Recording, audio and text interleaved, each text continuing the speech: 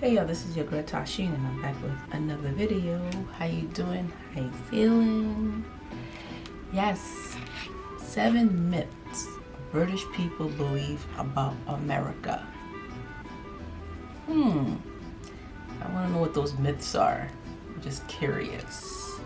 Well, anyway, so this is Lost in the Pond. I did more than a couple of his videos. I did a lot of his videos. This guy is so funny. I love his humor. Okay, love his humor, and I love the stuff that he talks about. You know, it's so interesting. Anyway, so let's get straight to the video. But it is amazing what 14 years of living in the United States will do to your understanding and your perceptions about this very country. For instance, I learned early on that they don't have Cornish pasties, and I learned slightly less earlier on, so later, that Michigan has them. But I don't live in Michigan, so one way or another I still have to have them imported. A quick reminder that if you're not subscribed to this channel, you can change that fact about your life right now.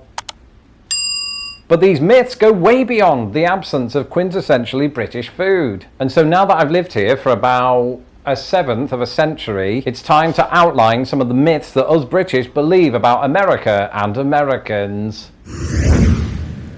This is a funny one, because I think television gives us this notion that Americans do all live in giant houses like the McAllisters do in Home Alone, but it's not entirely the case. Sure, I mean, statistically, American houses are on average larger than their UK counterparts. There are a number of reasons for this, which I outlined in this video. But to say that all Americans live in really large houses is a complete fabrication of anything resembling the truth. And I was a good example of this before I became a YouTube sensation. Because when I first moved to Chicago, we had to do things on a budget. Between me and my wife, we weren't making a great income, and this is a major city, so we had to sort of settle for an apartment whose dimensions were 300 square feet. And for those of you who don't know, that's about the size of a shoebox, roughly. You know, we had to leave our shoes outside the door. That's how small it was. And it is worth reiterating, I think, that the cost of living in the United States does fluctuate massively across the country. When I lived in Indiana, just one state over, we were paying about $530 a month. That's basically unheard of in Chicago. And it's certainly unheard of in New York City, which of course was the city in which the show Friends is set. And I think it's shows like that that gave us this impression that Americans were all living in big apartments. Nope, we don't. And speaking of houses, I was alerted to a tweet recently from a British person who couldn't believe that American addresses go way up into the thousands, and their belief on this was that every street in the United States has thousands of houses on it. And this was a belief that I used to have, because the country is absolutely massive, so you almost expect it to house that many people. But the thing is, there are way fewer people in this country per square mile than there are in Britain, so it doesn't add up. And that's when I got looking into it, and in a previous video I outlined it doesn't really work like that. On any given street, they don't start at the number 1 and then end at 10,000. Often, and it's the case here in Chicago, you'll usually have a string of houses, for example, all in the 6,000s on a given street, and that's because it's about 6 miles from the center of downtown. 1 mile. That house right there is odd. It's like right in the middle. Y'all see it?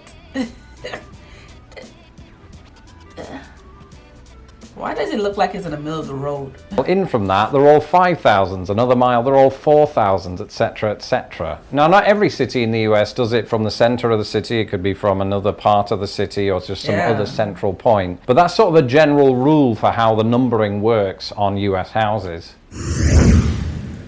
This one comes up again and again, that the United States is such a young country that it basically doesn't have a history. And I've always thought of this perception of America to be quite a lazy one. Because even if you go back to 1776 through to the present day, yes, it is a short amount of time in comparison to the history of Britain, but think about all of the insane things that happened in that period. And even if you ignore all that, there's one thing that we tend to forget because we don't get taught it very deeply in Britain, and that is the thousands of years of native history that happened before we even turned up. I was absolutely blown away, not literally, that would be weird, when I went to Cahokia Mounds here in Illinois. Many hundreds of years ago, Cahokia Mounds used to be a native city, and it had about 20,000 people, which might not sound like a lot by both American and British standards, but back in the day, that was more than London. And I once read about this volcano eruption that happened in present-day Oregon a few thousand years ago, and this eruption was Look at me. American. I'm just not learning some of these things. Instant recorded by Native Americans who were in the area at the time. And long story short, they basically saw the origins of Crater Lake, which is absolutely huge. This one is embarrassing for me because years ago I believed that Canada and the United States were basically the same country. And the reason that I believe that is, number one, I was 12, so cut me some slack. And number two, my only sort of exposure to both countries was through the people, was through the way they spoke. And to my young ears, which couldn't yet differentiate these two accents, Macho Man Randy Savage and Bret Hart basically had the same accent, just with an entirely different timbre. And that's all I had to go on. And I think it's what a lot of British people have to go on, because I still occasionally see those comments. Oh, what is the difference between Canada and America? Or is it essentially that one has Mounties and the other doesn't? And it's only since I moved here that I've become super aware of the substantial difference between the two countries. Completely different healthcare systems, completely different food, completely different upbringing, different. There's a lot of stuff. We could go on and on and on. It's totally two different countries. Okay, I never been to Canada, to be honest. Even though I live literally almost close to Canada, I could drive there. And I have family there. It's crazy. I have family. I never been there. I never been there. I've been to other countries, but I never been there. But anyway, yeah, it's two different countries. The people are a little different than us. Their accent, I don't know about their accent, but the way they, their slang is a little different. It's cleaner over there. It's way cleaner over there than over here. The food is a little different over there. What else? How they dress, the healthcare is free. The only thing is the cost of living is a little high over there from videos and what people are saying. The cost of living is a little expensive over there too, just like here. But pretty much that's it. I don't know about the accent. I've heard Canadians talk, and they do, sound like a little bit like American, but they sound a little bit like, how should I say it? You'd be surprised. They have a little. Oh man, I don't know how to describe it. I don't know. I could tell a little bit. Some of y'all could tell too. Different use of English. Right, in Britain we call it the loo, in America they call it a restroom, in Canada they call it a washroom. And I've seen all manner of different examples of that. That's why I said they slang and how they say things is a little different than American. Kind of thing. In America they don't celebrate Boxing Day, in Canada they do. The Canadian dollar is different to the American dollar. In some ways they go with British English in places that America doesn't. And now that I'm older and I've listened to some of the regionalisms throughout the United States, even the way Americans speak is different to how Canadians speak. I'm not an expert on that, so I'm not going to go into too much detail, but these differences certainly go way beyond. I'm not an expert, so yeah, me too. On how the two countries pronounce the word about.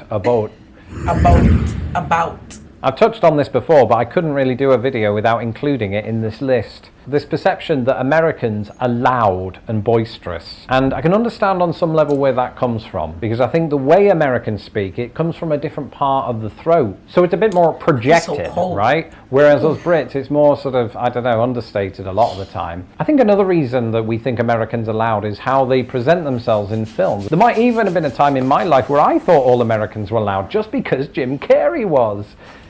He's Canadian, isn't he? He is Canadian. And culturally speaking, I definitely have found that Americans speak at a higher volume when they're in restaurants together. But there are so many other examples of the opposite being true. On match day, after we've had a pint or six, we're singing the songs of our team who we love because they happen to be situated in the town that we were born in. And it's just what we do when we leave a nightclub, which, I haven't done in 20 years. Damn. But when we did, I'd be on the streets yelling at traffic cones because that might have just been me. But what I'm saying is, when we get drunk, we very much give Americans a run for their money. There's a loud person in all of us, right? And once we free ourselves of our inhibitions, we can let out all of the decibels we want. That's not a call to action. It's merely an observation. This is only funny, not because of the image of Americans walking around with bomb bags on, but it's because we call them bomb bags and you call them fanny packs, and it's bloody hilarious. It is also partly the visual, because I used to have, well, I do have one, but they don't look like that. I have like one, like a cute one, a little cute girly one.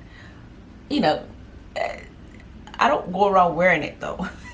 I will only wear it like if I'm going on a long ride and I don't feel like carrying my bag. I'll wear it, but I used to wear that a lot in the 90s. I used to wear that a lot, but you don't see a lot. That's the thing.